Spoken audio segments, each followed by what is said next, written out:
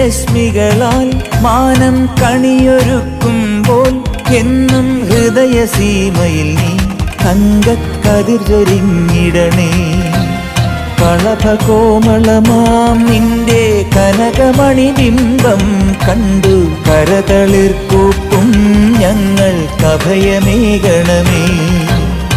ഇരുമുടിക്കെട്ടും പേറി പടിപതിനെട്ടും കേറി ഇവർ വരുന്നയ്യ നിന്റെ ശരണമന്ത്രവുമായി.